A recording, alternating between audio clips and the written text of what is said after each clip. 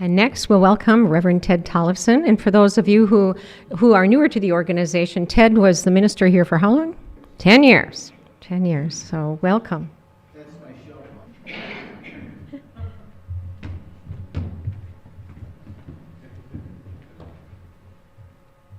I've had the honor of serving 3 or 4 congregations, and always for 9 or 10 years. So I know what my shelf life is.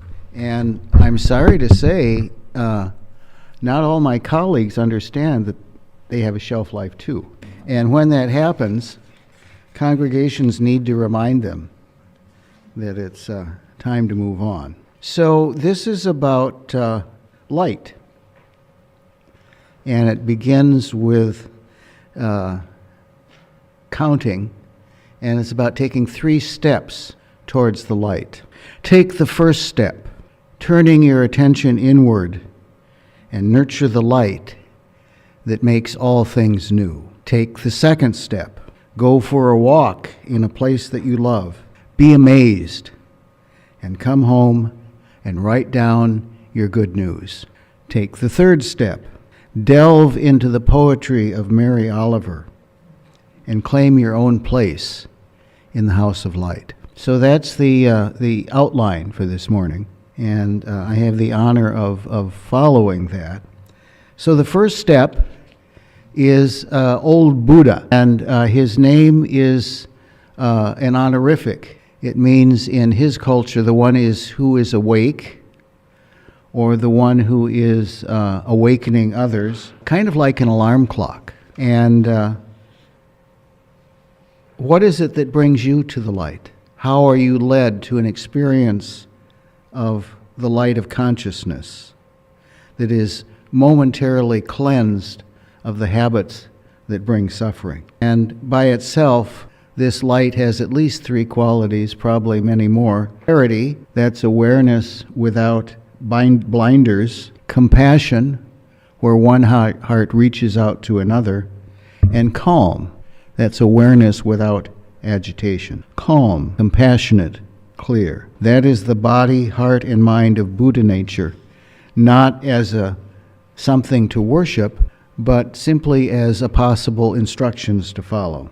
And this leads me back to an old Buddhist story that apparently the Buddha himself told, and it said that in India, a man or a woman was walking across the field, and out of her peripheral vision saw something moving in the grasses, and so she moved a little faster, and whatever the shadows were in the grasses moved a little faster. Soon she was running across.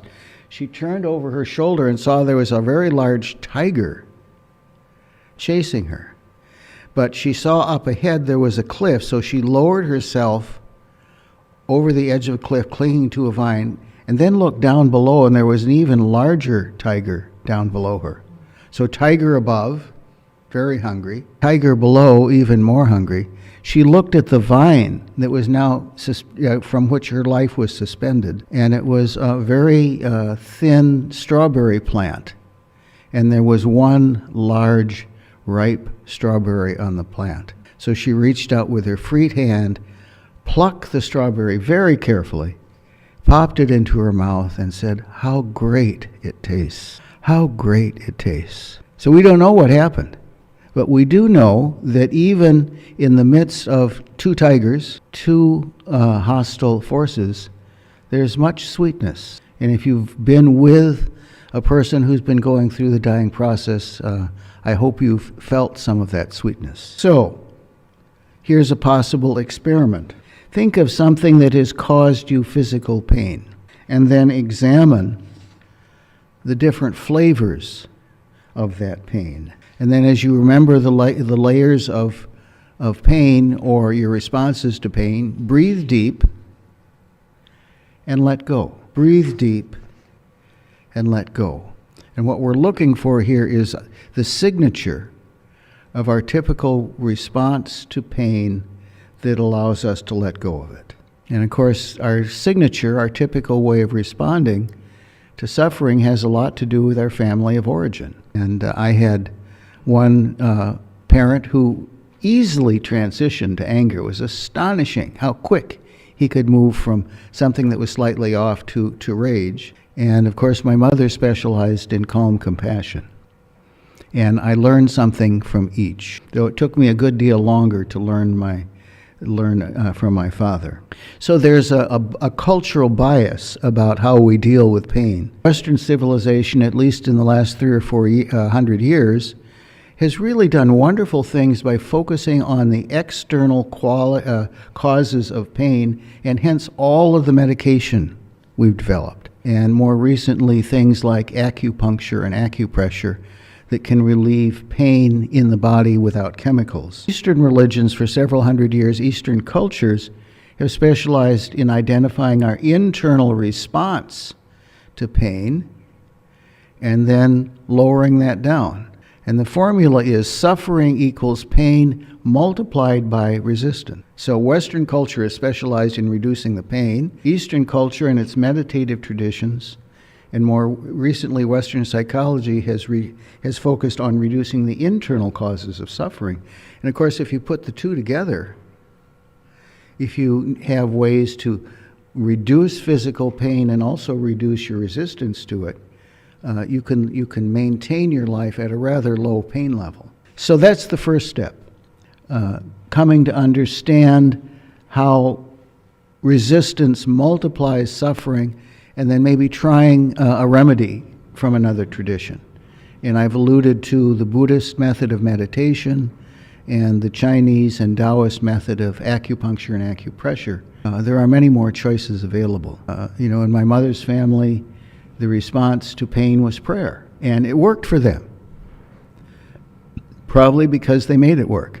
I discovered rather early that was not my response, but I did attempt to learn. So what I do in my spiritual life now is I meditate every day 2 or 3 times. Some would say entirely too long, but I also reserve some time to pray, and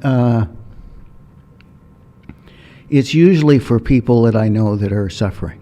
I don't waste a lot of time asking for personal help. Now, that'll come, I'm sure, but I'm much more interested in using the machinery of prayer to develop a shared sense of responding to the difficulties of life. So that's the first step, skillful ways of responding to pain. The second step is to consider Thoreau and follow in his foot tracks, because Thoreau followed the light that connects nature and human nature. And he was working class guy from Concord, Massachusetts. His family made pencils. And Thoreau apparently was one of the first people that combined graphite with lead to make a better pencil. He went to Harvard on a scholarship because he was a poor kid, but he met a neighbor, Ralph Waldo Emerson, who'd also gone to Harvard. And when he got out of Harvard, he came back to Concord, and Waldo was very generous to his young neighbor. He invited him to go on walks in the woods, and when Thoreau expressed a desire to build a cabin somewhere, Waldo had a woodlot that was available. And on one of these walks, Waldo asked a question that changed the life of Henry David Thoreau. He said, "Do you keep a journal?" And Thoreau writes in the first entry in his journal, "That day I went out and bought a journal and started recording my life in it." And he did that for about 20 years. Multiple volumes of his journal, but his best known work, Walden or My Life in the Woods, was gleaned from his journals. And of course, those 2 years that he lived on Walden Pond, how many have read Walden at some point or studied it, seen a movie about it? If you read the book, you'd think he lived out there all alone with no contact from town. He was 1.5 miles from town. He could walk home, and did have his mom make dinner and have his sisters take care of him. And so it's, even though he likes to accentuate the distance and the hardship and the primitive conditions, it was a pretty cushy life. So the method of Thoreau, following the light, he would walk every day in the woods for hours. He would witness, which means opening the heart, opening the mind, opening the senses to the forest and pond around him. And then he'd come home in late afternoon and he'd write for hours. Walk, witness, write. Walk, witness, write. It still works, by the way. And then he had the 3 R's. He would revise, and then he'd often read a section aloud, sometimes in a room alone, sometimes with 1 or 2 other people like Emerson or another of his colleagues, and they'd talk about it. Thoreau gives careful attention to his wild neighbors. And the biblical tradition has a wonderful way of talking about love of neighbor. Thoreau simply took that same idea and extended it to all critters. So this was before the word ecology was in popular use. He took the idea of neighborly love and just said, well, of course, my neighbors are the plants and the animals and the critters and the rocks and the stones, and especially the pond that I live next to. And in some ways, he seems to have preferred wild neighbors to human neighbors.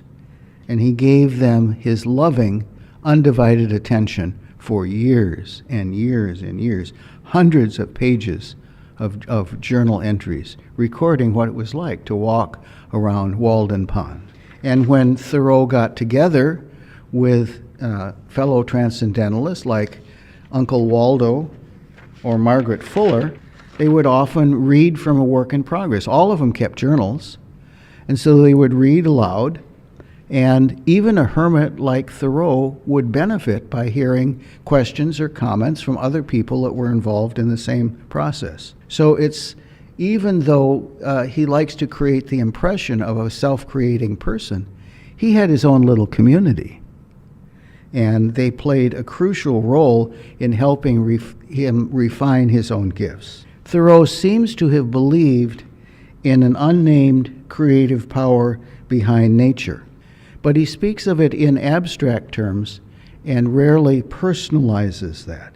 And in this way, he's much more like the philosophers and mystics of the Hindu and Buddhist tradition. So here's a lovely little excerpt from Walden, chapter 2, that I actually used in my statement as a conscientious objector. When you stand right fronting and face to face with a fact, you will see the sunlight glimmer on both its edges. Its thin current slides away, but eternity remains. I would drink deeper and fish in the sky, whose bottom is pebbly with stars. I cannot count one. I know not the first letter of the alphabet. I have always been regretting that I am not now as wise as the day I was born. So he starts out with a pretty matter-of-fact description of the world outside, but he very quickly shifts attention to a shift in his own consciousness. When we can't reach the alphabet, when we're beyond counting, then we enter the realm of mystics and sages of all traditions, and we begin to experience the universe as one living stream, a lively community of plants and people and animals, the ground, the rocks, the air that supports all life. And the power that Thoreau is tracking is not a personal deity. It's more like an impersonal pattern or power that weaves together the factors of our existence, much like an English Unitarian named Isaac Newton came to understand gravity. When old Buddha was challenged to debate with the Hindu philosophers, he just tapped the earth 3 times, calling upon the earth to witness, calling upon the power that's not easy to name but is clearly there, orchestrating the edges of our lives. And when Thoreau had visitors, he would often take them for a walk around the pond, and he knew the names of probably hundreds of critters, and often his guests would ask him, what's that called and what's this called? And my guess is often Thoreau would say, well, okay, we've named 20 or 30 creatures. In your view, my friend, what does it sustain this community of life? That's a good Unitarian question. What is it that sustains this community of life? So here's an experiment in the fashion of Thoreau. Take a walk in a place that you care about. Bring your journal along. And when you're done walking, find a place to sit down outdoors, maybe not today, more likely indoors today, and just write. Just trust that your pen or your computer will lead you where it needs to go. And then when you're done writing, then read it aloud and revise and repeat. Where might Thoreau's method lead you in terms of finding your own voice and creating your own version of this beautiful world that surrounds us? So that's the second step, following the light with Thoreau and bringing meticulous attention and language so that we can make the experience of walking in a beautiful place available to our community. The third step is following, in this case, Mary Oliver, and I think one of her gifts, certainly not the only one, is bringing the light of consciousness that's filtered through kindly attention. And perhaps her best-known collection of poems, and Thomas was generous enough to bring a copy to show you, House of Light, an astonishing collection. So I want to read an excerpt from one of her poems. She says, "But I also say this, that light is an invitation to happiness, and that happiness, when it's done right, is a kind of holiness, palpable and redemptive. Inside the bright fields, touched by their rough and spongy gold, I am washed and washed in the river of earthly delight. And what are you going to do to it? What are you going to do about it? Deep blue night." She understands how our bodies are connected to happiness through the medium of light. And in this part of winter, it's not surprising that between December 14th this year, when Hanukkah begins, and the Christmas days and Buddha's awakening, there are dozens of winter holidays about light in the darkest time of the year. I don't think that's an accident. I think we need a blessed assurance just about this time of year that the light will come back again. And about December 22nd or 23rd, every day just gets a little bit more light. And even old Norwegians like me come out of the shadows when the light returns. Mary Oliver has given us a lovely poem called The Summer Day, where she makes her case for a gospel of light. And she begins the poem sounding like a theologian. Who made the world? Who made the swan and the black bear? Who made the grasshopper? But then she zeroes in.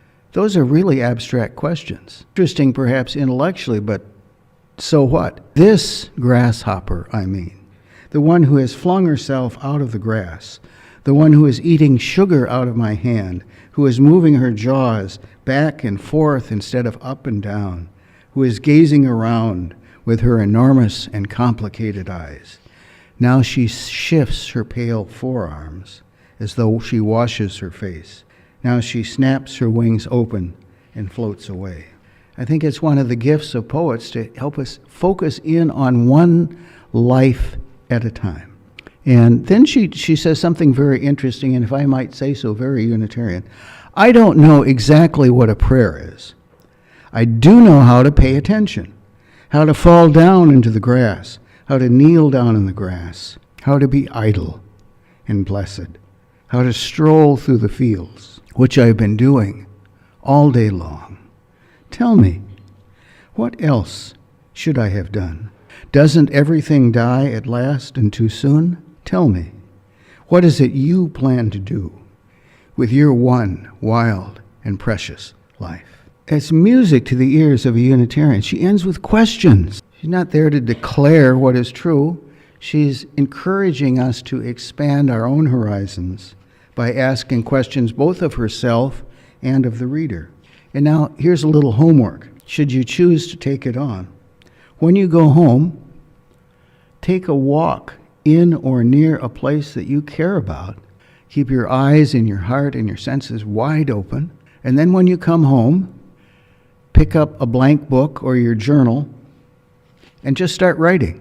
It doesn't matter. I very rarely know where it's going to go when I just write. And it'll eventually come to an end, and then you can close the book, set it aside for a while, and then read it aloud. Maybe read it aloud to someone that knows you well, and then notice how your life can be gathered around a single moment of insight. So, to return to the beginning, take the first step. Turn your attention inward and nurture the light that makes all things new. Take the second step. Go for a walk in a place that you love and be amazed, and then come home and write down some good news. Take the third step.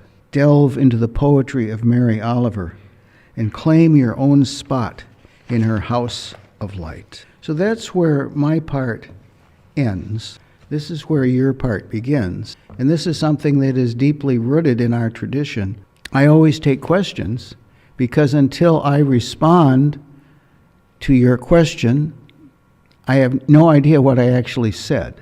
I mean, I know what it says in the manuscript, but what it means, I don't have a clue. So if you have a question or a comment or whatever, please share. Josh? What's that?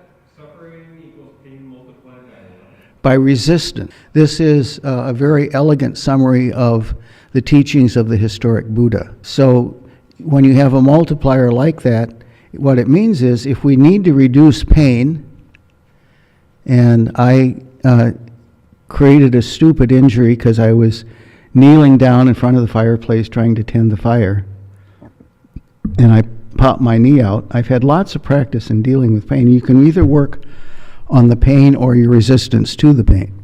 And if you can work both sides of the equation, that gives you lots of leverage. Is that helpful? You have another question? So whenever you experience great pain, notice you've got at least two places to apply leverage. One is what's happening in the hand, and the other is what the heart and mind and brain is making of that. And if you can apply leverage to both, you can change the experience pretty quickly. Anna Brown? Oh, that is a good question. Your cell phone knows the exact answer to that. I would guess she was in her 70s? I think she was pretty close to 80. 80? Yeah, so Just died a few years ago. 2 years? Oh, And she died just a couple of years ago, so she got 75. 80 something, I would guess. 83. Wonderful. So if, a good use of this sermon might be to encourage you to pick up a volume of Mary Oliver or some other poet that you're drawn to and read a poem on your own, read it aloud, and then close the book and go for a walk. Or close the book and sit quietly and see where you are led. Yeah. Thomas? well, back to the resistance. I think one of the gnarliest things Yeah. people trip over that. Yeah. And that makes me wonder. I think that could be. along those lines. Yeah. Yeah, it's, if you grew up in a reactive family, you know how much life energy can be bound up in a habitual reaction. So to live life more fully, we might have to learn about our habits of resistance, even if they've held generations of people in their thrall, and then take a break. Yeah, my dad played golf, and he was really good at bridge and poker. And so I think he had something like meditation when he was on the golf course. But I'm really sorry he didn't have that as a choice. Thomas? Just add, I don't think that he meant, Yeah. I think that's, Yeah. Yeah, I think he was speaking about an internal resistance. Yeah. If we use the mic, then the people will... Oh, okay. Okay. Good point. So other questions? Kristen?